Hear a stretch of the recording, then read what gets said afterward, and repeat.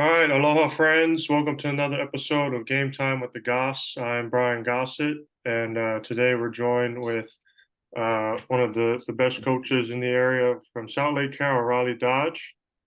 He's in year 6 with the Dragons. First off, thanks for jumping on, and good to see you again, Riley.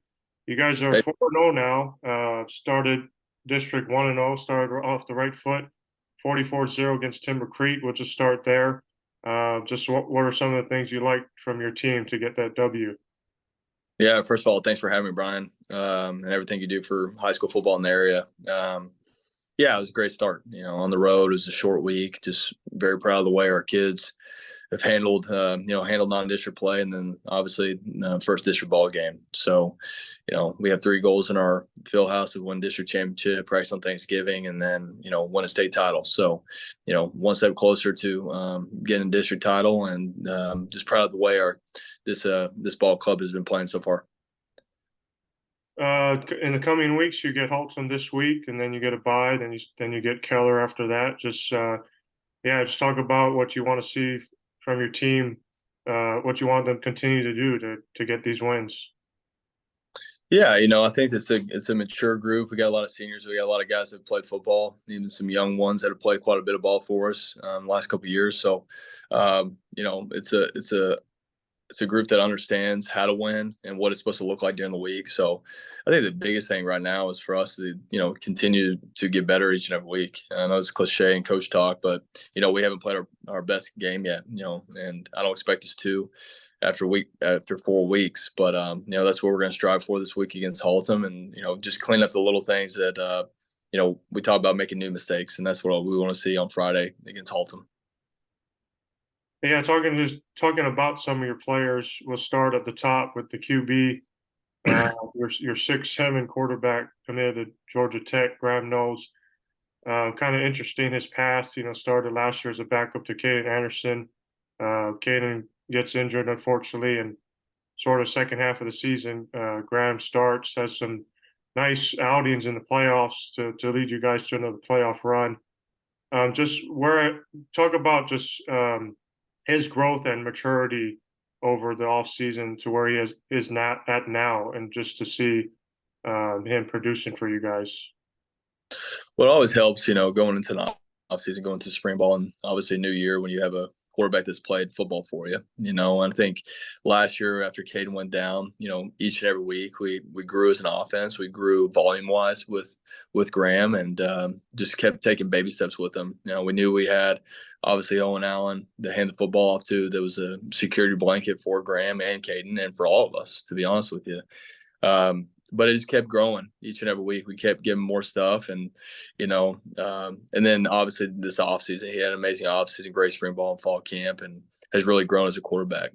From his production to what he's doing on the grass, his leadership to the leadership role. He's a captain of our football team, so it tells you what the Bill House thinks of him, and he's had a great start so far. He's been very efficient.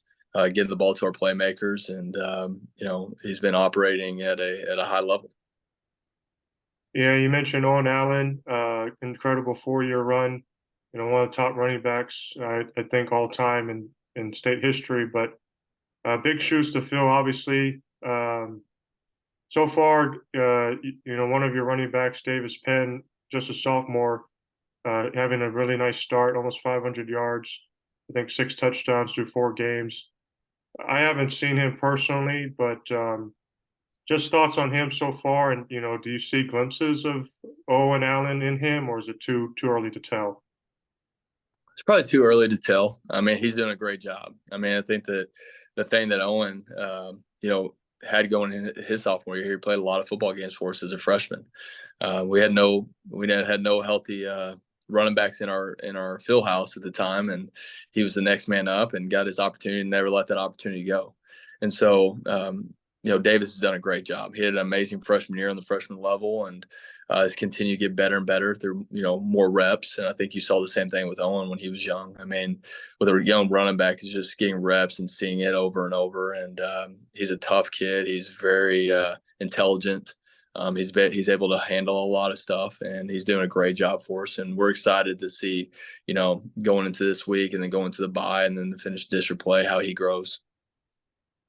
Yeah, I'm curious, just going into the season, what were your thoughts about that position? Were you trying to do more of a by community type deal with multiple guys, and has Davis sort of maybe exceeded some early expectations?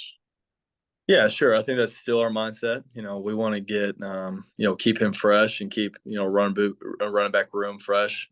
We have some quality backs in that room. So we have a lot of guys that we feel like can, do damage for us. But I think at the same time, it's for us is, we have, Jacob Jordan, we have Caden Jackson, we have Brock Boyd, who's a sophomore. We have Clayton Whalen, who's finally healthy, and Eric Bussman. And so we have a lot, and then Jack Van Dorsler. So we have, we're blessed to have some weapons in the wide receiver room. So, trying to get them touches as well and try to take that load off the running back room. If it's just putting the ball in the perimeter, and, we try to think that as an extension of our run game because those guys are pretty dangerous when the ball hits their hands. So, it might look a little different. It's all, me and my offense coordinator, Chris Smith, we talk. It's been nice to have Owen Allen the last 4 years. He's been a security blanket for us as well. Calling games and understanding that he's going to go get us 4+ each and every time he touches the ball. So it's looked different, but we've been very explosive so far in 4 games.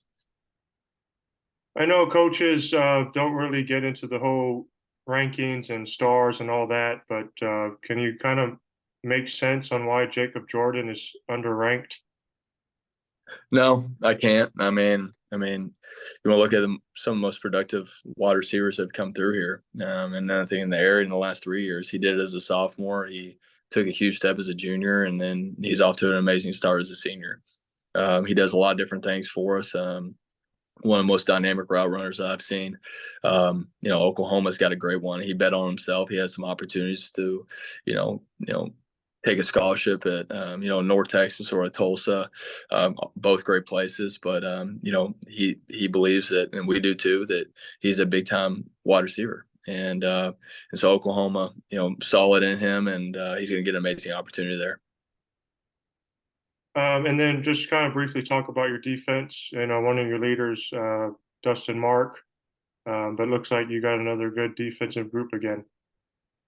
Yeah, it's probably one of our better defenses we've had. We had a really good one in 2019, and then in 20 when we made a state title run, that defense ended up being a really good one. It took a while, but when you have a bunch of seniors, kind of go back to that. I don't care if it's high school level, college, or the NFL, but we have a bunch of veterans that have played ball together. And I think an elite defense is a defense that can communicate well together and trust each other, and that's what you're seeing right now. You're seeing a defense that trusts each other. We had a goose egg late in the Cedar Hill game, and we took our ones out, and so it's a group that's playing extremely physical right now with a lot of confidence. Talking about Riley Dodge, head coach, Southlake Carroll, his sixth season with his alma mater, having graduated from Southlake.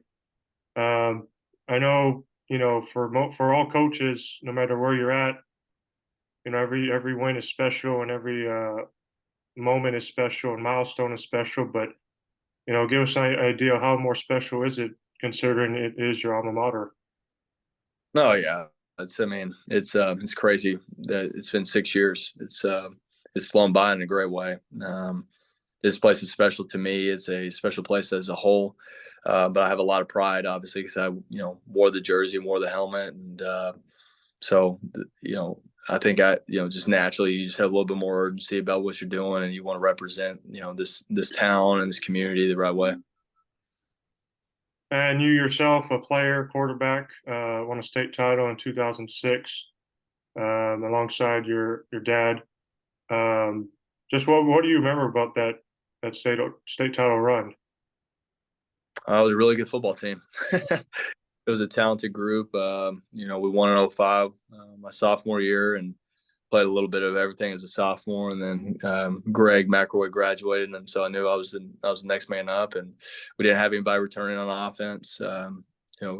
Trey Newton had played a little bit in starting roles and sporadically his sophomore year, and played a little bit of quarterback and wide receiver, running back. But we had no wide receivers, no linemen coming back, and defensively we were really really talented, but it was an explosive group that won a lot of big ball games and put a lot of points. Yeah, that was 2006. We're 17 years later. How do you think the quarterback position has changed, or has it changed at all? Yeah, it's changed. I think offenses have changed. They've got more multiple and creative and a lot of moving parts. I think that's the biggest thing that you see in offensive football. In all levels.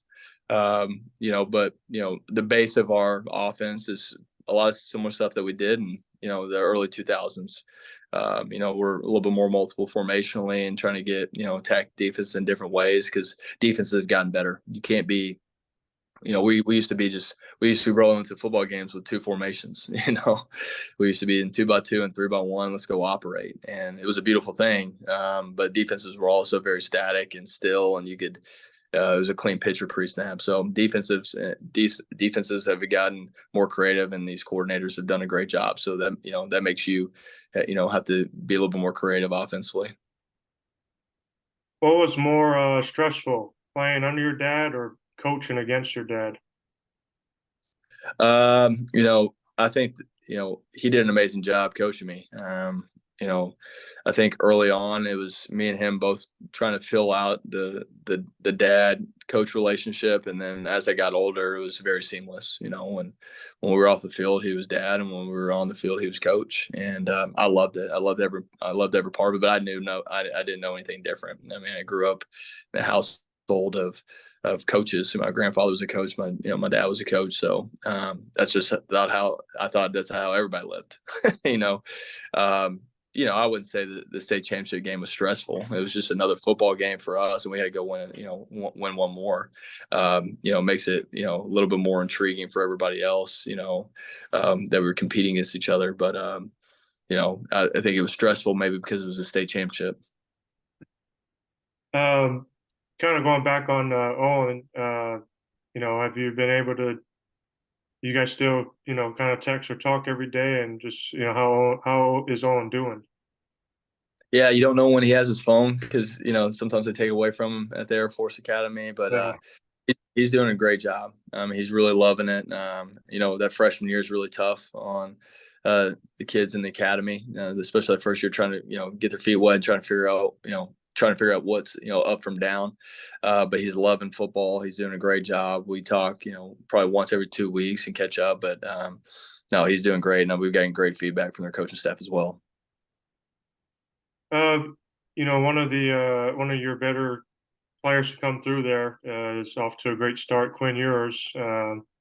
With Texas and start, taking down Alabama and things like that. Just what was it like just to watch him, perform at the highest level? Yeah, well, it's a lot of pride, and just very, very proud of him. He's had some adversity the last year and a half, and just proud of the way he's handled it. You can see a different kid on the field, a kid that has controlled the offense, and you can see his leadership capabilities rise.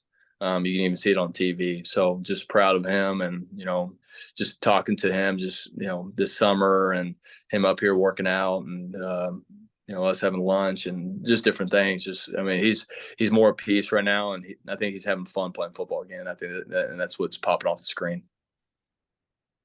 Just what made him so special in high school? Oh, just so talented. I mean, he could touch every blade of the grass. So that was fun as an offensive play caller. He had some weapons around him, but a guy that could really spin it. And just one of the more talented arms that anybody will ever see. But just very cool, calm, and collected. I mean, never got too high or too low. Very comfortable in his own skin. I think that's probably his greatest quality that he has. But when you can touch sideline to sideline and vertically, I mean, it puts a lot of stress on defenses, and he did that every time he touched the ball for us.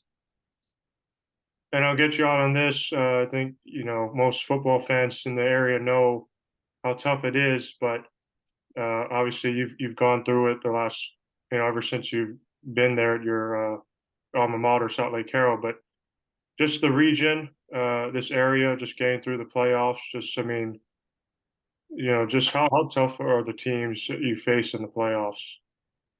Yeah, it's tough. It is very tough. It doesn't really matter if you go D1 or D2. It's a tough route. This area. I mean, I'm biased because I'm from the Metroplex, but if you can make it through the Metroplex and battle your way through it, you're gonna have an opportunity to go win a state championship because you're gonna be battle tested. You play the best of the best in the state of Texas and in the country each and every week once you get in the playoffs. So it's a tall task. There's some great players around the area, some great coaches. Um, and then, I think on top of that, we just understand we're going to get everybody's best shot. If this is a regular season of the playoffs, we got a target on our back, and that's just you know, that's the high expectations of this place. But yeah, the Dallas Fort Worth area has gotten tougher and tougher each and every year. That's for sure. All right. Well, Riley, that's Riley Dodge, head coach, Southlake Carroll. We wish you the best of luck the rest of the year. We hope to see you down the road. And once again, thanks for hopping on for a bit. Thanks, Brian. Appreciate you, man. All right. That's another episode of Game Time with the Goss. Be sure to tune in, and we'll see you next time.